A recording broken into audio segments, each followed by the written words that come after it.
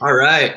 So I'm gonna lay down what we're gonna do here today. We've got the next hour. If we end early, we end early. If not, we'll just see what happens. So yeah, we're good. As I said, my name is Rachel Kreitis. I'm the Director of Marketing at TransitScreen.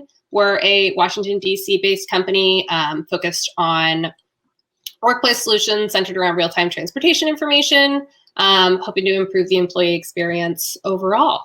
And I am joined today by my friend, colleague, you know him, you love him, Bobby Lauterjung. Bobby is the founder of Streamline Sustainable Mobility. You may recognize him as one of the Association for Commuter Transportation's 40 Under 40. And he's here to share with us today some tips and tricks for really getting your commute program in order. I know this is a really hot topic since, I don't know if you feel this way, Bobby, but I feel like right now is one of those weird in-between times where like, we know it's going to be time to go back to the office soon, but it might feel a little soon to make like, to get back there in the next week or two, but now's the time. What year is it again? Huh? What year is it again? I know, right? Every day is Monday. I literally said that earlier, but now's the time to start thinking about it. So how this is going to work is we have a couple of slides. Basically, we're going to start with Bobby telling us just overall some foundational things to be thinking about. I'll talk about some early prep we can do now. Bobby will share some implementation, and then we're just going to chat. If anybody has any questions, obviously we're all using the chat here now. Pop them in there whenever. We'll get to them at the end. I have some of my own. There's lots to talk about, so let's just jump on in. Today, we're going to be exploring a little bit less about specific programs, behavior change, TDM strategies that reduce drive-alone rate or rather deal directly with mitigating the exposure of COVID, which I know are all really, really relevant topics. But today, what we're going to focus on instead is talking a little bit more about the foundational milestones that will keep your plans on track towards success. And so whether you're a well-versed commute program planner, employee transportation coordinator, or an exec from a Fortune 100 company, or be it somebody who's been tasked with planning a commute program for the very first time, I can guarantee you're in the right place. Let's do it. Okay.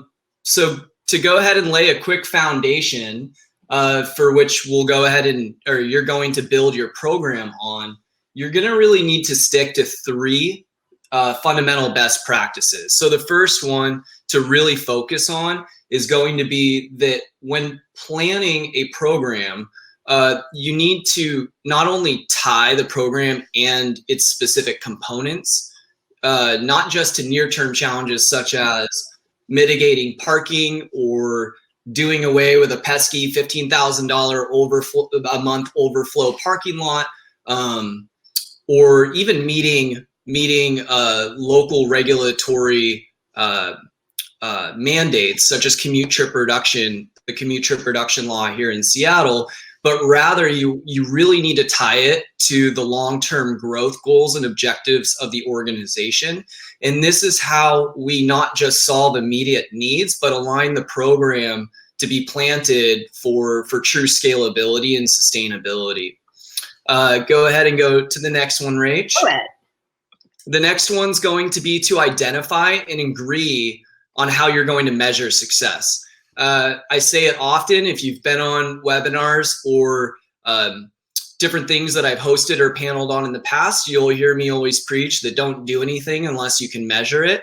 So when evaluating a program, the solutions or vendors, and you're kind of investigating which components may or may not work for the program that you're planning or optimizing, it's really important that one of the most paramount things at the very beginning is that you investigate whether or not you're going to be able to collect and analyze that data or be able to even access it for that matter.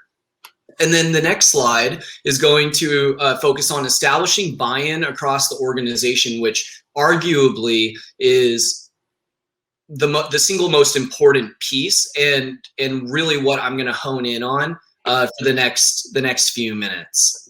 Moving we are forward. going to argue that, yeah. What's that? I said we are going to argue that. That is the most. Yeah, we're going to argue it a bit. So first of all, I had mentioned long-term challenges versus long-term objectives. I just kind of want to chat about this for a quick second. So I had given an example that a near-term challenge might be, dealing with parking constraints.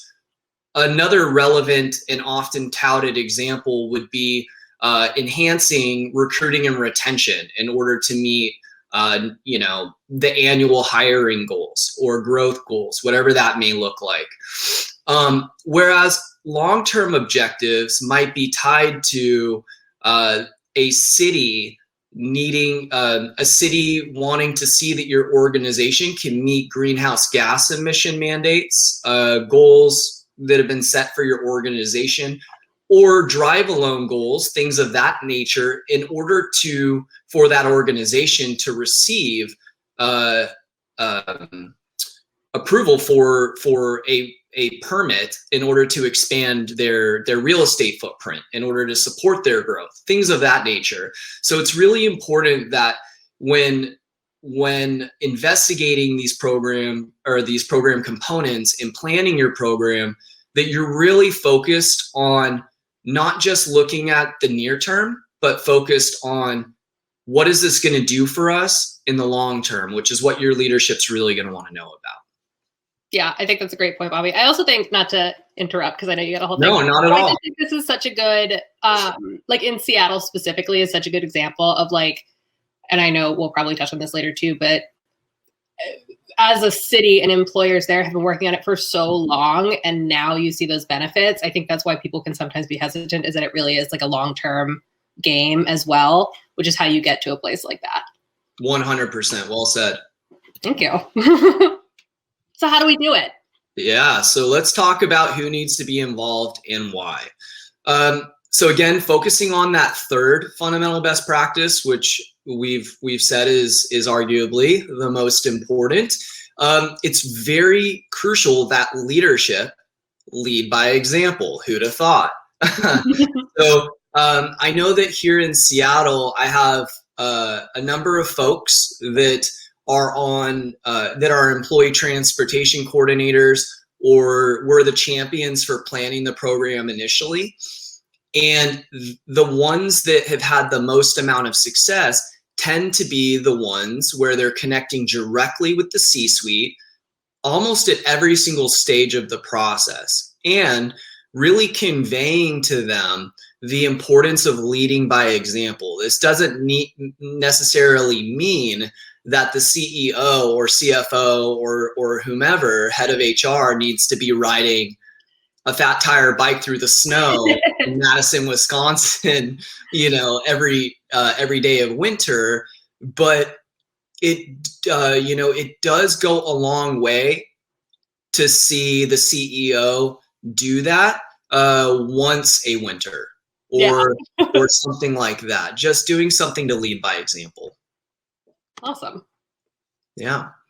So moving on from the C-suite, once we have buy-in from the C-suite, it's just as imperative to make sure that your departmental leaders not only understand the importance to the end of being able to turn around and convey it to managers who will drive the adoption and utilization of said program for your commuters and riders, but beyond that, it's really important to make sure that there's not any other organizational priorities underneath the hats of each of these departmental leaders where they're thinking, hey, this could also address X, Y, and Z need. Or, we had budgeted for A, B, or C. Why don't we knock a few birds with a single stone here and combine the forces, as it were. So it's really important not just to train them, as it were, but very important to make sure that they're truly bought in on a sincere level as well. Okay, managers. Ooh. Oh, that's okay. Tell me about the managers. There they are. Yeah, there they are. So the managers, this is really important to go into in depth and at the appropriate stage.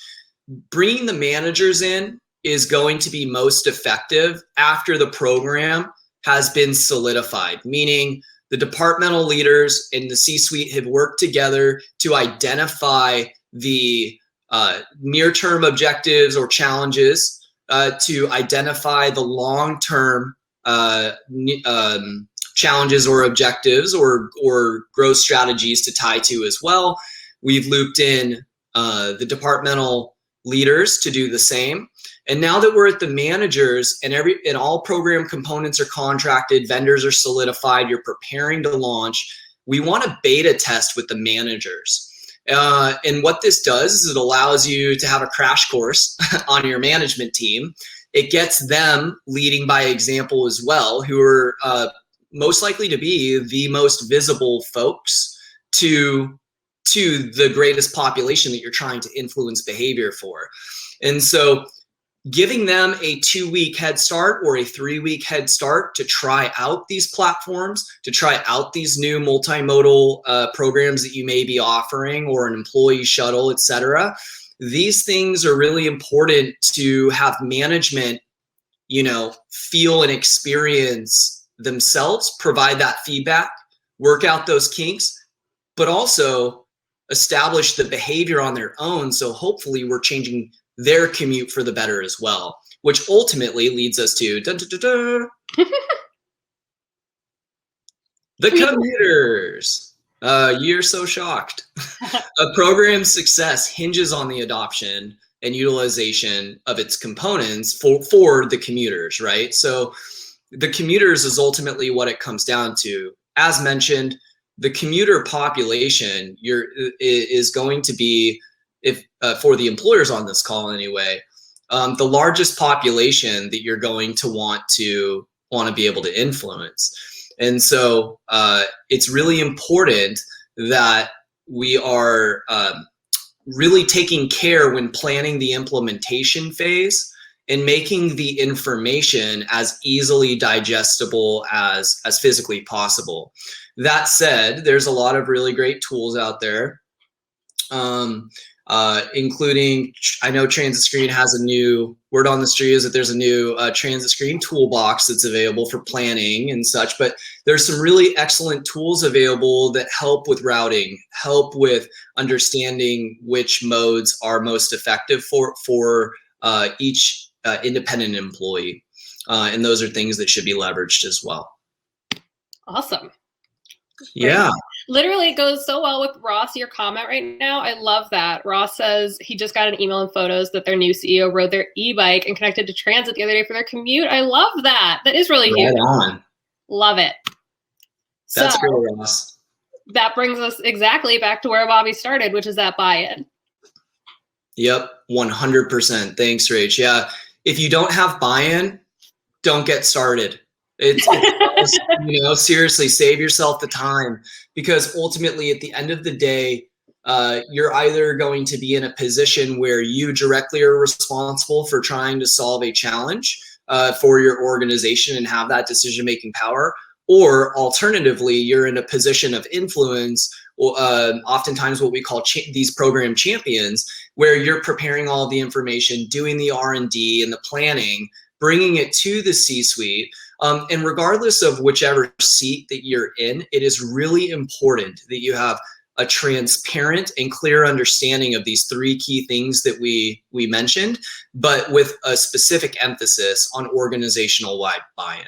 So here's my question then, and I'm just throwing it out. We're doing some questions now. I have a question, which is obviously like the need for buy-in makes so much sense, especially if we're talking like budget. If you don't have buy-in, you're not going to be able to afford even small things. But if you don't have it, how do you get it? Yeah, excellent. I have some thoughts on my own, but I don't know what yours are. No, that's great. Yeah, I can really appreciate that question. So everything is going to come back to data. So it's about understanding where inefficiencies are in an organization. So for example, I had a client here in the Pacific Northwest region for which there was no designated budget. And their budgeting cycle had just ended for the future year. And so we just kind of missed the boat on that. And so we took a unique approach of deciding, okay, let's go work with the head of HR and let's investigate further whether or not this financially might make sense to even take to the C-suite or the CFO. In which case, what we found is that I had first asked, do you conduct exit interviews when an employee leaves? Yes. And how often can we go back into your HRIS system and identify how often an employee that quit each quarter for the last year mentioned a poor commute as one of or a leading reason for leaving the role? From there, we were able to find that there were 2 or 3 folks per quarter that left because of the poor commute. And with a quick Google search, there's some cool articles out there from Glassdoor, peoplekeep.com, and a few others where there's actually some very simple equations where you can anticipate how much does it cost your organization to recruit, recruit, hire, train, place, and then manage before they can begin producing at the level of the employee who had previously quit. You know, what does that actually cost the organization? And by doing some quick napkin math, it very quickly was proven that if we could get 10, 15% of our projected ridership from a commute survey sent out of folks that said that they would invest in an employee shuttle program in this case, we found that the math penciled out and actually would save the organization money. 3 years in, that client is saving money year over year. I love that. Literally, so that was basically exactly my thought. Is I think so many people, it's difficult, right? And it almost goes right back to the idea of people who drive and park. They don't think about what they're spending that money on, but like you're spending on the insurance, on the gas, all of those things, and they're those hidden costs. Yep. And that's what that is, right? Is you think, okay, well, I don't know if I want to invest in this bike program because it's going to cost X dollars per month, but you know, when you lose an employee, the costs are crazy. It's like at least a third of their salary to replace them. And when you're looking at somebody who's on like a VP level and you lose them from that, that's huge. It pays for itself immediately. 100%, which brings us back to buy-in. You know, it's really important to have all of the appropriate folks involved at the appropriate stage. And I got a question here from Norm, which is, does the state provide tax benefits to companies who have buy-in, or does the company have to foot the bill for employees to take part in the commuter program? It's a good question. I would say it depends on which benefits we're talking about. So if you're providing like pre-tax transit benefits to your employees, you will save money on that tax payroll when that comes around.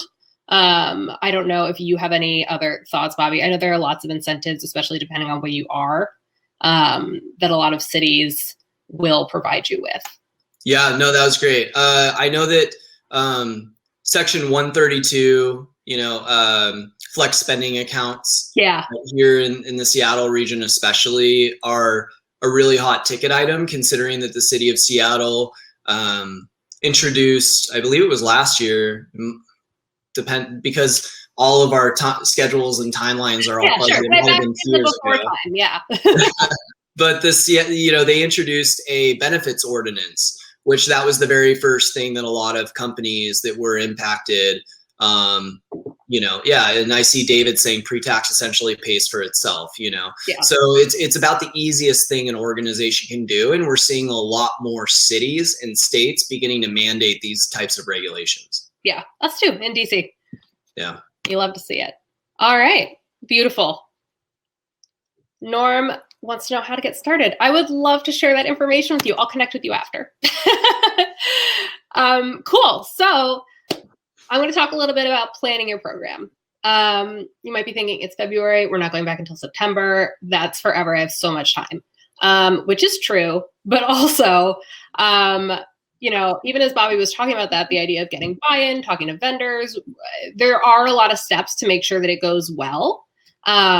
Especially right now, you can design a commute program at a lot of different times, but right now we really have the opportunity to have it go really successfully while everybody's working from home, instead of like somebody who drives in every day, what's going to make them suddenly decide to take the bus one day. Right now we have a chance to really get this all set up. So we've designed a toolkit, as Bobby mentioned.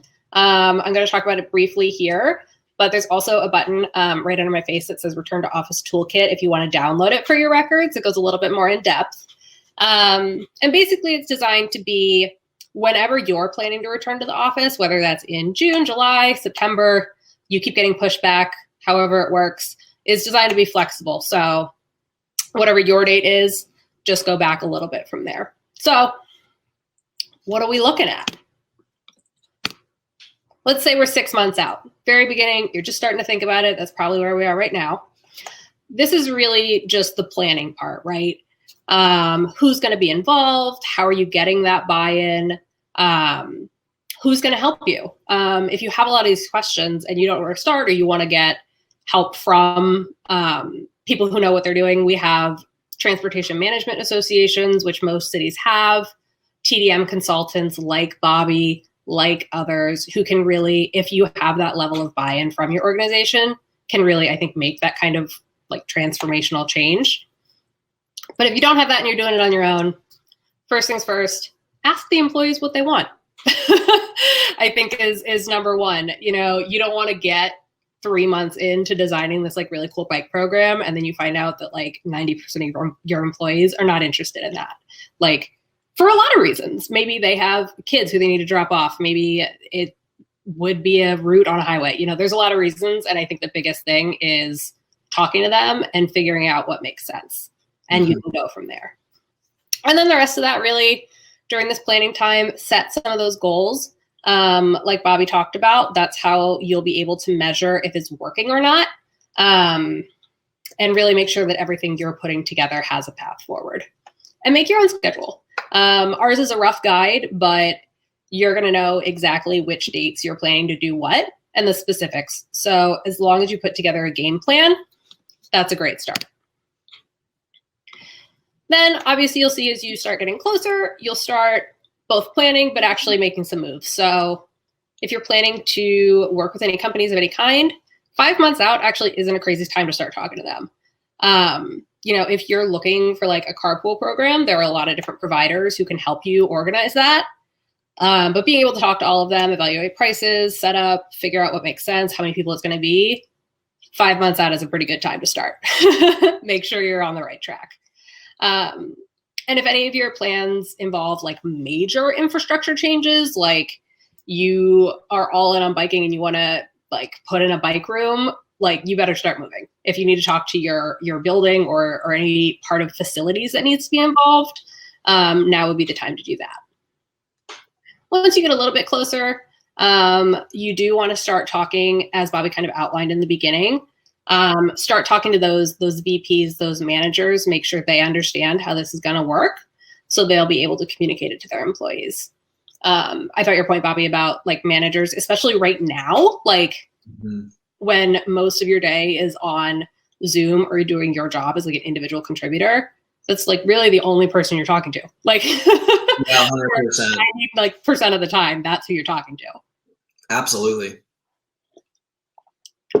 And then this is also when you can like talk to your HR team. Are you doing a hybrid work schedule? Who's coming to the office when? All those sorts of logistical planning really ties into how are people getting to and from the office. So figuring out what that's going to look like is a good time to get started. 2 months out, this is when you're really starting to see, everything that you planned get a lot closer. So if you have put together a workplace app during this time, make sure your commute information is in there.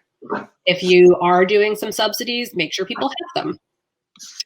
And then 6 weeks out is really when you want to start that active implementation that Bobby was talking about at the beginning. So what are some best practices for that? I'm on the edge of my seat. Tell me, you know. I'm on the edge of my seat. Tell me. How do we do it? Yeah, so management is going to need the program adoption and utilization. Is the money that they're spending worth it? Commuter communication and training in order to ensure that utilization, which is back to what we were saying about planning a really important implementation. Just to hammer that home one more time, there was another client whenever I design or launch a new program or employee shuttle, I always, prior to the pandemic anyway, would go on site and do presentations and try my very best to coordinate with the organization a revolving door of no more than 30 to 50 folks. Depending on the organization size, this may or may not be possible, but the more intimate of and more approachable of a training session that you can have that is truly engaging, not where you're speaking at them, but speaking with them, we'll make sure that utilization starts on day one, or at least you get your brave little guinea pigs on that shuttle. Again, data collection, reporting, and analysis. This is for optimization to ensure that your utilization is going up of each of the program holistically, but also of its individual components. And then Rachel, your lovely face is blocking the third point. Can you read it to me? Oh my God, is the last point on management needs? The onboarding process? There we go. Okay, sounds like we knocked that one. Okay, commuter needs. Ease of adoption and use. If it's not easy, no one's going to do it, and that doesn't necessarily mean just that the mobile app that for said program or program component needs to be a nice app. That means that it needs to be easy for them to recall, where do I both learn about and enroll in the benefits as my life changes, as I move, as I change jobs or departments or from one building to the other, whatever that may be. It's really important that those employees have a very low barrier of entry in order to be able to access these programs. Don't make it tough on them. Guidance and training, we talked a little bit about that. That's important for management. It's also important for commuters or employees. Convenient options. Are the options convenient just for management, just for the organization, or is it actually going to solve the commuter's problem?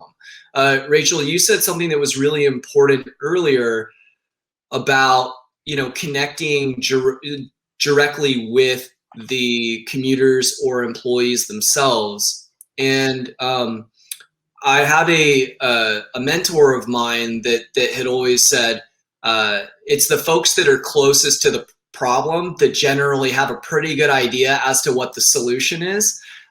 And I love that because it's true. So check in with your employees rather than trying to throw something at the wall and figure out what sticks. Ask the people that likely have the answer.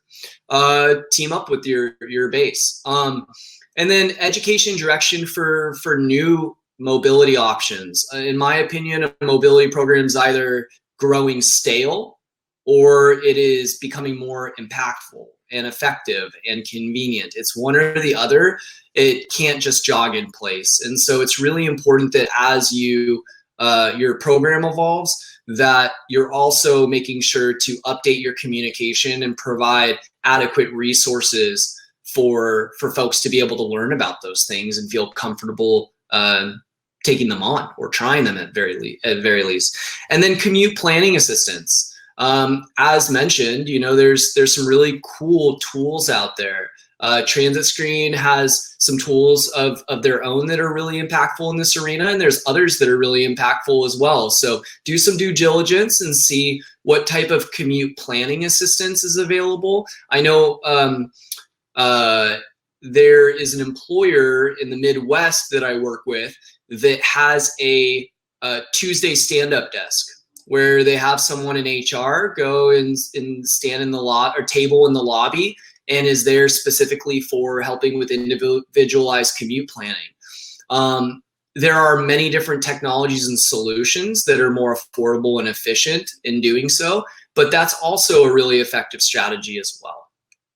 I love that. I think one of the things, and obviously I don't want to talk too much about TransitScreen, but really like the way that we think about it is, I think we can all agree that the most effective way is that one-on-one communication. But Bobby, like you said, that gets expensive and it gets time consuming. And also we don't have a lobby right now. So how are they just gonna like randomly G-chat people? Like, what are we doing? And our tools are really designed to be able to take that one-on-one easy communication and automate it. So that's all I'll say. We're not, that's not what we're doing. I want a lobby. Can we go back and hang out in a lobby soon? I was actually in our office yesterday because I had to pick something up, and it was just wild because everything was just like frozen in time. Like we have a whiteboard. Oh, I missed this thing. Yeah. Our whiteboard was like, okay, TransitScreen, like March 15th, we're going to Seattle. We were going to hang out, and then we didn't do that. So, so let's say we're 6 weeks out. We're finally getting back to that lobby. What are some real tangible steps that you need to take? Yeah. So first of all, back to where we started, leadership, buy-in, right? That's really what it comes down to. You've involved them in the entire process or wherever it was relevant. You have, in order to establish that buy-in as to why you want to explore building, planning, and or optimizing and enhancing an existing program. But it's important to circle back and say, here is what we've put together and why. And this is where we say, look, you are the head of human resources. It would be rad to see you ride a bike. It's really important that you help reaffirm the faith in mass transit again. What can we be doing to provide fair and equitable access to and from the office? And if for some that requires mass transit, let's make sure to prepare those folks with best safety practices, and then have them lead by example, not just by riding a bike, but by having a what's in my bag kind of email day, right? So if the head of human resources decides to ride the light rail, I love rad bikes too, Sherry. I was like, if you know Bobby, that was obviously pun intended. Oh yeah, 100%. Yeah, 100%.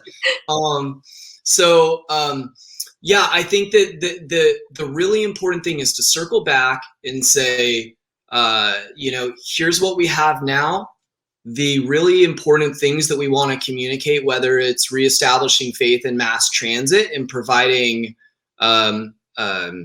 what's in my bag, email communication, flyer communication, whatever that may be, to say, okay, I brought masks, I brought hand sanitizer, I brought hand wipes for the shared docked scooters or dockless scooters, so that not only do I wipe them down before I engage in my ride, but as a courtesy, I'm doing so after. And these sorts of communication things are really important. So that's where you want to be at 6 weeks out. Love it. We're getting a little closer. It's a month out. It's so soon. People literally can't wait. They're so excited. Oh gosh, now I'm getting a little nervous. You don't be nervous. You planned. Everything's going exactly the way you planned it. It is? That's awesome. I'm so relieved. So again, we kind of touched on this with week 6. This is maybe you're getting the presentation on the books. You're now doing the actual presentation to leaders, something more formal to leadership, and outlining for them, here's our strategy for implementation. This is what we plan to do. We plan to bring in an espresso or ice cream vendor, we plan to do X, Y, and Z in order to drive engagement and bring people to incentivize folks to come to the implementation. Like, hey, you come to the implementation and you sign up on the clipboard. we're going to be raffling off an Acton electric scooter, something like that. These are the kinds of things that are in line with the values of your program and your implementation. And these are things that will also get your C-suite leadership excited about this program kicking off. Moving on to 3 weeks out. This is where you really want to soft launch the program and crash course it with your management. We talked about that. And a big part of this is working out kinks. Another big part of this, as we discussed, is establishing that commute behavior with the management team, who again are going to be most visible to the largest population for which you're trying to have adopt and utilize said programs. And so this is a really important step as well, as making sure that you're providing adequate training. My recommendation would be, given that, depending on the size of your organization, where we discussed for the commuters having as intimate of a setting as possible, I would say that that's really important for the departmental leaders to do the same with their managers, is to meet with them on an individualized one-on-one basis. If you do that already, it's a perfect time to do it. Otherwise, small team gatherings can be really impactful for getting them on board and asking them for a commitment. Hey, of all the things that we've put together here, are you willing to try one of these things 1 day a week for the next 2 weeks? So basically try each of these things 2 times, take a picture of yourself on the light rail or whatever it may be, and send it out to your team, put it in Slack, whatever it may be. These are fun and engaging ways that take away the pressure, but begin to warm up the conversation so that when you get to 2 weeks out, you're doing see that little hop, skip? That was super good. You do your virtual, or what as I mentioned, I used to do on-site commuter presentations with hands-on guidance, which is really where you're walking your folks through the specific program components, but also back to the foundation for which we've built our commute program house upon. Imperative to get buy-in from those folks about why the organization is doing this to begin with. Let them know people want to serve a bigger purpose. When you buy Tom shoes, you're stoked to be buying a pair of shoes, but you're also stoked to be buying a pair of shoes for someone else that's in need, right? This is really important. There's a for lack of a better word, a selfish motive, and there's a selfless motive. People want to be involved in both, and programs are more impactful that way. Let them know, hey, we're trying to solve our parking problem. We know it's a pain in the keister for all of us, so we're doing what we can about it. But we also believe that with our corporate sustainability plan, for example, that reducing greenhouse gas emissions are really important, which is why we're asking you to leave your car at home, which is why we're asking you to purchase an electric wheelchair or an Acton scooter or electric rad power bike and park it in our charging infrastructure, or ride the shuttle, whatever it may be. These are really important components. And then when you get to 1 week out, having the C-level buy-in really, really show through email communication, on-site virtual presentation, whatever it may be, and having periodic check-ins of leaders leading by example. I've always wanted to see clients of mine, no one's been brave enough to do this yet, so send me a picture if you are, but I've always wanted to see framed posters around the office that show a lot of the mid-level or upper-level management in their preferred commute mode with a little tagline as to why. And those are cool posters to hang around the wall. And it's a consistent reminder, but it's also delivering your message in a positive way that'll be received in a very approachable manner. And then at the 1 week out, we just covered that. And then at launch, oftentimes what is most impactful is asking your managers to Have employees voluntarily commit in the first week to trying one thing, have there be an ask. So it's really important to make sure that management leads by example on day one if possible, but also that they're holding the largest population that you're trying to influence accountable in a way that is approachable and non-aggressive is really important as well. I love that. There are a lot of parts of what you just touched on that I love. I think one of them really is showcasing what people are actually doing, because like to Ross's point, loves it from people they might know and recognize. But I also think it is really very natural in the way that people have these conversations about how they get to and from the office. Like people really do talk about this amongst themselves, amongst their managers, things like that. Especially when they haven't gone to the office in a while. Like it's going to be in a year, it's going to be a novel thing that people are talking about. And I think the idea of having a smaller group of managers go in early, like what's the conversation the next day with your team? It's, oh yeah, I went into the office. Like I decided to bike on down there. It's super nice out. Like it went great. Like it's a very normal conversation to be having. And it makes it, I think, not just like warming up the conversation, but it makes it like a normal thing that they biked, instead of just that default, like, oh, I drove kind of situation. Agreed. And by the way, a little birdie told me that Tony Hudgens at TransitScreen walks backwards to work every day. That can make for an awesome poster. I'm just saying. Yes. Yeah, we did this was like 3 years ago. We did a Fitbit challenge. And we were in teams of 2. And honestly, most of us just like quit immediately because Tony walked 40,000 steps every day because he walks 2 miles to and from the office. And the rest of us are like, okay, well, I guess we're done.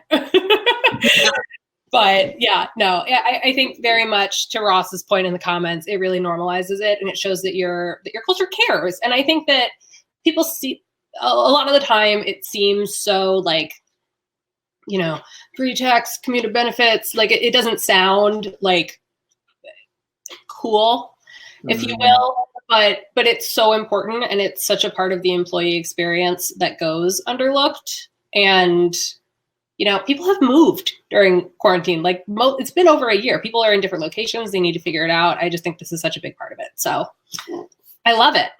Are there any last things to remember before we jump into some more questions? Yeah, I think we kind of knocked it out of the park and hit it home. So establish buy-in across the organization. Chatted about that. It's the most important thing. Consider hiring a third-party consultant or reach out to your local TMA. I saw that Movability was on the call. So if you're in Austin, great resource. And then consistency of communication from management is going to be paramount, because as we know, for any marketing folks on the call, people need to hear, back in the day, it was, you need to hear a message 7 times. It's like, now you need to hear a message 700 times. Yeah. So it's really important to convey ongoing, consistent value, not just leading up to program launch, not just at program launch, but consistently beyond it. Yeah. 100%. Oh yeah, there are no more questions. That's it. Okay, I'm gonna stop screen sharing so everyone can look at our faces again. There we are. And we got some questions here. Alrighty. Liana wants to know what we have found to be the best ways to communicate why employers are charging employees for parking, which I think is definitely a challenge, especially if you weren't doing it before. I think that's where people really get trapped, is as soon as you're offering something free and then suddenly it's not free anymore. Like we used to have lunch in the office every Monday when we had an office, and it was totally chill and casual when there were like 10 of us. But then once there were like 30 of us, it was a whole big thing, but you can't take it away because I get it every Monday. But what are your thoughts, Bobby, on why you're charging for parking? Is it about decreasing those emissions? Is it about negative health impacts for how much it actually sucks to be the person driving the car to work. Like, people don't like doing that. Right. Yeah, 100%. So I think when trying to get someone to consider a lifestyle change, because this commuting is not commuting is part of your lifestyle. It's part of your daily routine. And just like what you eat is part of your daily routine, what you put in your body will impact how you feel, you know? And the same could be said here as well. And so what I would recommend, Liana, is trying to connect with the employees on a very sincere and genuine level, right? Come down and meet them at their level, and have a more gut level conversation with your employees, where you're providing an opportunity to establish that commuter level buy-in by tying it not again to near-term challenges from the employee side. That might be, it's such a pain in the butt to find parking here, you know, or getting in and out of our campus, like parking's fine, but it's so rough. Like, I have this one left-hand turn and I have to sit there through 4 light, you know, whatever that may be. Or perhaps it is reducing greenhouse gas emissions and a commitment to sustainability. When I do on-site presentations or virtual presentations for folks, I try to connect with relevant recent events. So prior to the pandemic, that was the Australia wildfires, which were just raging out of control. Absolutely devastating. And so, as heartbreaking as it is, that is the foot that I led with before training them on here's the program that we've designed for you and why we're doing it. I led with this is why it matters to you, or why I think it might matter to you. And I would recommend that approach. I love that. And I think in the comments here, we have a couple of good points, which is, I think sometimes there are people who might totally agree with that and feel that, but realistically don't see another option. Like, maybe they really don't live close to mass transit because it's like not as affordable to live there. So like, what are their options? And I think one of those things is really making sure they have an alternative option. If you're charging for parking, like, can you set them up with a carpool with people who live near them, so they're all splitting the cost and saving it? Like, I think as you can't just start charging for parking and like not provide other easy options for people. So yes, combining 100%. And as Ross said, also, like, a really excellent thing to add is letting them know that, you know, you're using those funds in order to be able to provide them with more impactful options that will improve their well-being, happiness, whatever that may be. And so, yeah, Rachel, I think you said that well. Yeah, thanks. Cool. Any other? Oh, wow. Norm, I can see you got a lot of stuff going on. He's got 29 facilities. That'll do it. Yeah. Cool. I was going to say, that's right by you, right, Bobby? Yeah, well, yeah, relatively. Fish? Yeah, Norm, I think we got snow in the forecast. Yeah, so what's going to be really paramount, Norm, assuming that you're looking for some quick advice, is going to be a platform for you to be able to manage all from one place in order to streamline the administration of said said programs, so that you can oversee, especially if the different facilities or sites offer employees different amenities like bike rooms and showers, whereas another one may not. Yeah. And so not all sites, not all regions are created equal. As Rachel mentioned, some folks may have easy first last mile access to transit, others may be in a transit desert. And so making sure that you have a platform to be able to not only administer those benefits on an individualized site level basis, but also being able to manage and optimize from a single program is going to be really important for you as well. Also, Norm, I hope you have a team. I hope you're not doing that all by yourself. Yeah, seriously. There's a lot of work. Cool. Yeah. Bobby, a question I wanted your thoughts on. We touched on pre-tax benefits a little bit earlier, and I think that's one of the things I would say is a pretty like intro level. If you're just looking into a commuter program, is one of the first things I would suggest.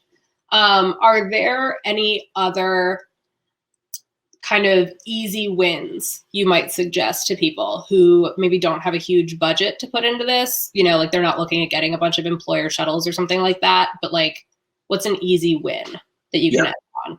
Communications. So I think the single easiest thing that you can do is really lean into your local TMA, who the overwhelming majority of them are nonprofits, and they're funded by the city or state, and they're there to serve you and help you.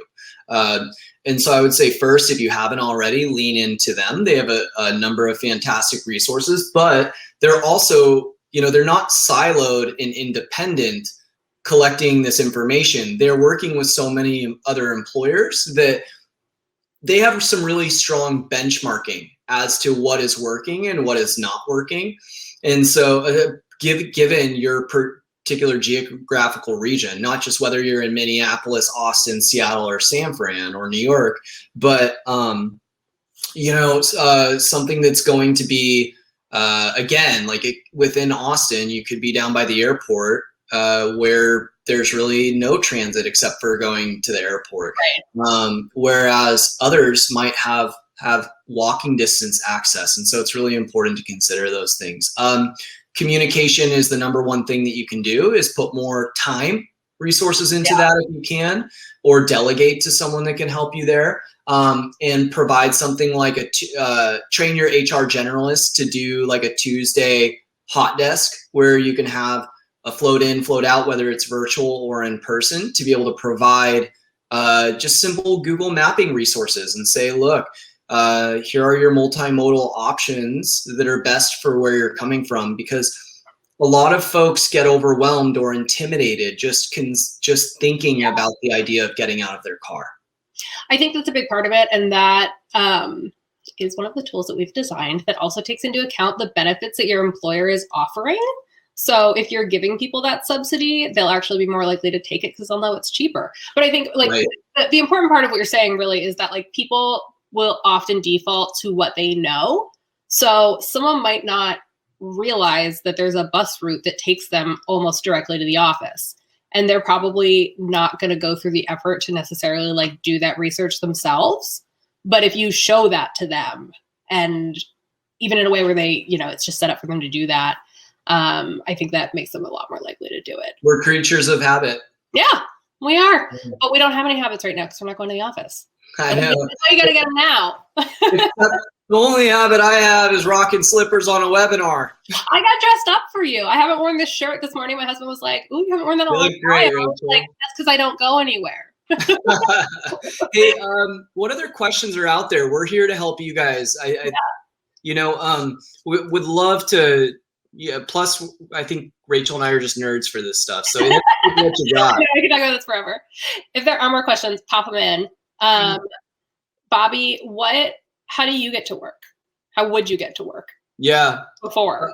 So it's interesting. Like a lot of us, we've been fighting for lower drive alone rates and lower single occupancy vehicles. And so as terrible as the pandemic has been, and if you or your loved ones have been impacted, I'm really sorry to hear that. There's some really wonderful silver linings. But at the same time, while I love ice cream, I can't eat ice cream 3 meals a day. My wife would probably argue. She has her eating ice cream for breakfast all the time. But you get my point, is that staying from home and teleworking may be a great thing, but do we need to eat at all 3 meals of the day? And the answer is no. It's really important to have human connection.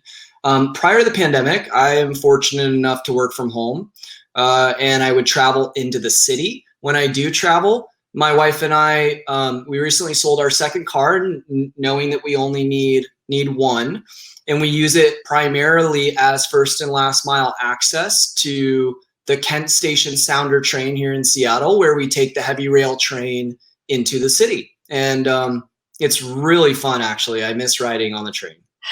Do you, wait, I just guess I just assumed you lived in like downtown Seattle because I've never been there. Mm-hmm. But yeah, I miss the bus. Like it's nice and pleasant. And it was really nice to go to the office yesterday.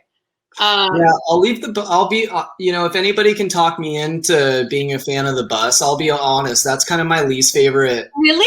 Yeah. I don't know why. You get to look at the window. It's always an appropriate temperature. People on it are very polite. Honestly, there's like bus etiquette.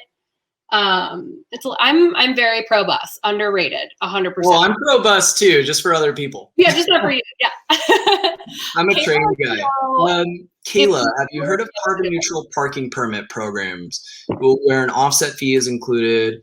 Yeah, Kayla, I think that's a really great idea. What I would say is it's more impactful if you give employees the power to determine which offset is going to be used.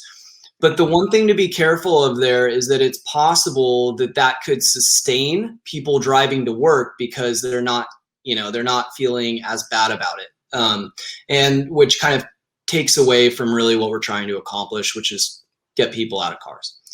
I think Patricia's got a really good point here about carpooling or transit. And I think this is something I've been thinking about with carpooling specifically, like as people are first starting to go back. Because, I mean, Bobby, to your point earlier, public transit and mass transit themselves aren't like specifically bad in terms of COVID. It's just that they have people on them in the same way that like the grocery store does. But I think people might be a little hesitant. Whereas something like carpooling is with somebody that you know and who you work with anyway. So people might be more open to trying that since it's a little bit more comfortable for them. To Patricia's point that people might want to do that since it's been forever since they got to see anybody and they just want to talk to their coworkers again. Agreed. Yeah. Wow, we made it a whole hour? We did it. Dang. I feel like we did a really good job. I feel super good about it. Want to say thank you to everybody who joined us. Just a couple housekeeping things. Yes, you will be able to access this webinar at any point. You can actually come back to this link whenever you want after we're done streaming and rewatch it. Again, we have that link to our return to office toolkit here. If anyone is interested in that, and we'll go ahead and send out an email to all the attendees with the slides, our contact information. Wendy, my queen, see your surroundings, take the bus. No issues with connectivity. Hashtag love the bus. Hashtag love the bus. Thank you, Wendy. Thank you, everyone. And I hope you enjoy the rest of your Thursday. Thanks all.